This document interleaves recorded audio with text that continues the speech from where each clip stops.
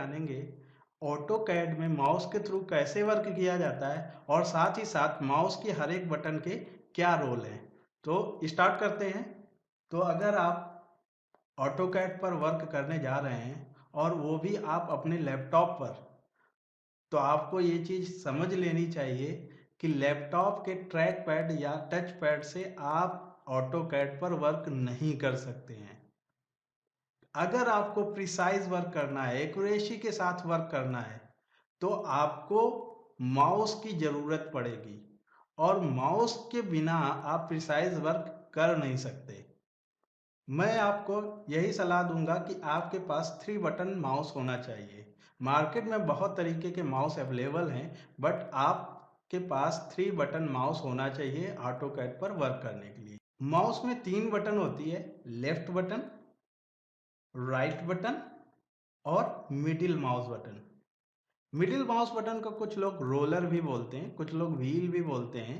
तो left button से क्या होता है, लेफ्ट बटन से आप सिंगल क्लिक कर सकते हैं। सिंगल क्लिक, जैसे ये ऑब्जेक्ट है और आप यहां पर आपने क्लिक किया तो ये सिंगल क्लिक कहलाया। सिंगल क्लिक को हम सेलेक्ट ऑब्जेक्ट बोलते हैं। जब किसी ऑब्जेक्ट पर आप सिंगल क्लिक करेंगे तो उसे सेलेक्ट ऑब्जेक्ट बोलेंगे। क्या बोलेंगे? Select object. अब अगर आपने शिफ्ट बटन के साथ आपने शिफ्ट बटन प्रेस किया कीबोर्ड से और इसी ऑब्जेक्ट पर आपने फिर से क्लिक किया सिंगल, तो इसे डिसेलेक्ट ऑब्जेक्ट करना बोलेंगे। क्या बोलेंगे? Deselect object. अगर आप किसी ऑब्जेक्ट पर डबल क्लिक करते हैं, सपोज ये ऑब्जेक्ट है और इस ऑब्जेक्ट पर मैं डबल क्लिक करता हूं, तो आप देख रहे हैं कि यहां पर एक पॉपअप ओपन हुआ है जो कि इस रेक्टेंगल को हमें कैसे एडिट करना है। तो यहां पर एडिट ऑब्जेक्ट का पॉपअप ओपन हुआ है। तो किसी किसी ऑब्जेक्ट पर डबल क्लिक करने पर एडिट ऑब्जेक्ट का पॉपअप ओपन होगा। यहां पर हम एस्केप बटन प्रेस करते हैं बाहर आने के लिए, और किसी किसी ऑब्जेक्ट पर क्विक प्रॉपर्टीज ओपन हो जाएगी। ये क्विक प्रॉपर्टीज का पॉपअप ओपन हुआ है।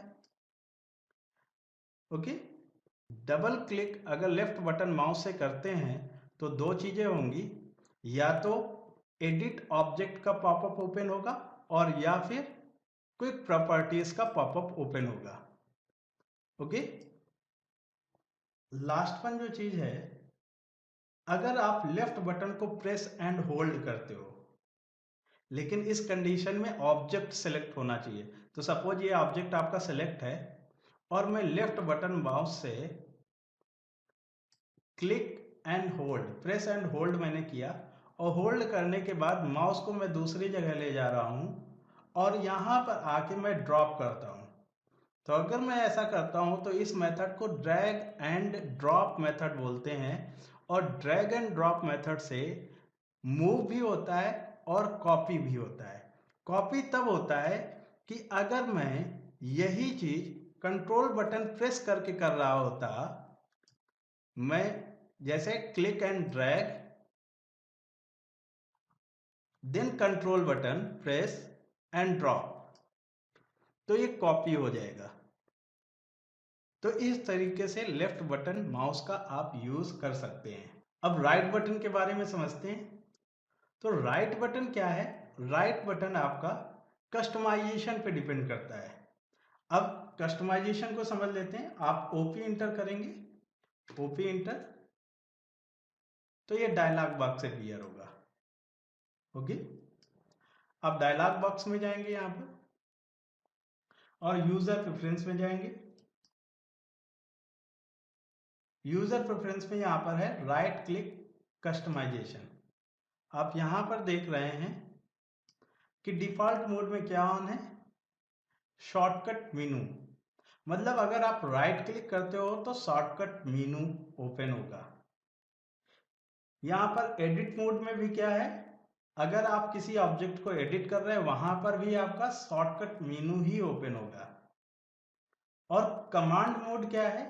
अगर आप कमांड मोड पर हैं, किसी कमांड के साथ काम कर रहे हैं, तो shortcut menu enable when command option are presented. तो उस कमांड के जितने भी ऑप्शंस होंगे वो प्रेजेंट हो जाएंगे। तो यहाँ पे ये डिपेंड करता है, अगर आप ये सेटिंग करते हैं यहाँ से तो राइट क्लिक के वर्क करने के तरीके चेंज हो जाते हैं। तो अभी मैं बाय डिफ़ॉल्ट ही रखता हूँ क्योंकि ये सेटिंग बहुत ही सही होती है। और ओके करते हैं इसको। तो राइट क्लिक से क्या होता है, तो सपोज मैं यहाँ से एक लाइन कमांड ले रहा हूँ और मैंने यहाँ पर क्लिक किया start point and next point. अब इसके बाद मैं राइट क्लिक कर रहा हूँ तो आप देख रहे हैं ये जो आपका पॉपअप ओपन हुआ है इसको पॉपअप मेनू भी बोलते हैं, इसे राइट क्लिक मेनू भी बोलते हैं, और इसे कॉन्टेक्स्ट मेनू भी बोलते हैं, इसे शॉर्टकट मेनू भी बोलते हैं। तो आपको टर्मिनोलॉजी समझनी है। अगर आप इंटरनेट पे कहीं पे कुछ पढ़ रहे हैं, कोई बुक पढ़ रहे हैं, उस पर ऐसा कुछ टर्मिनोलॉजी लिखी है तो आप समझ सकते हैं। ओके, तो ये पॉपअप मेनू, राइट क्लिक मेनू, कॉन्टेक्स्ट मेनू और शॉर्टकट मेनू। ओके, अभी जैसे मैंने मूव कमांड लिया यहाँ पर और सेलेक्ट किया, देन राइट क्लिक। तो राइट क्लिक से क्या होगा कि मैंने सेलेक्ट किया और सेलेक्ट करने के बाद ये दूसरा ऑप्शन आ गया, मतलब प्रोसेस चेंज हो जाएगा। आपका ये भी होता है राइट क्लिक से। राइट क्लिक से क्या प्रोसेस चेंज होता है, स्टेप बाय स्टेप आप बढ़ते रहते हैं। ओके, तो माउस की राइट बटन आपको समझ में आ गई। अब मिडिल माउस बटन के बारे में जानते हैं। तो मिडिल माउस बटन से क्या होता है, अगर आप रोलर को जूम इन करेंगे, इन मतलब बड़ा होना, और जूम आउट पीछे की ओर ले जाएंगे तो जूम आउट होगा, आगे की ओर आप उसको फॉरवर्ड करेंगे तो जूम इन होगा। Zoom in, zoom out, roll in, roll out, to zoom in, zoom out. Okay, अगर आप प्रेस एंड होल्ड करते हैं, आप मिडिल माउस बटन को प्रेस करते हैं, मैंने प्रेस किया और होल्ड किया, तो आपकी ये स्क्रीन आपके कंट्रोल में आ जाएगी, उसको आप कहीं पे भी रख सकते हैं। ओके, सपोज मैंने इसको जूम किया और इसको मिडिल में ले आया, मैंने इसको छोटा किया और फिर मिडिल माउस बटन को प्रेस एंड होल्ड करके इसको लेफ्ट में कर लिया। ओके, तो इस तरीके से मिडिल माउस बटन का हम यूज़ करते हैं। अगर आप शिफ्ट और मिडिल माउस बटन का यूज़ करते हैं तो ये 3D में 3D व्हील का काम करने लगता है, जिसे हम ऑर्बिट बोलते हैं। ओके, तो ये आप देख रहे हैं 3D में काम करने लग रहा है, ये 3D व्यू हो जाएगा।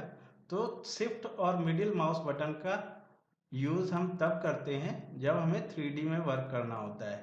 ओके, इसको रीसेट कर देते हैं हम यहाँ से।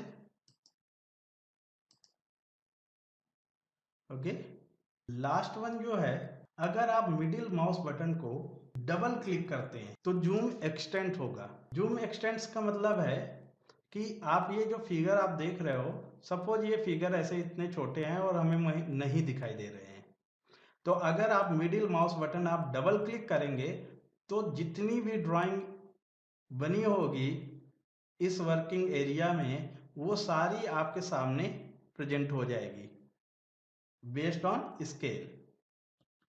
डबल क्लिक करते हैं और आप देख रहे हैं कि ये जूम एक्सटेंड हो गया। मिडिल माउस बटन को डबल क्लिक करते ही जूम एक्सटेंड हो जाएगा। ओके, तो ये थी माउस की सेटिंग।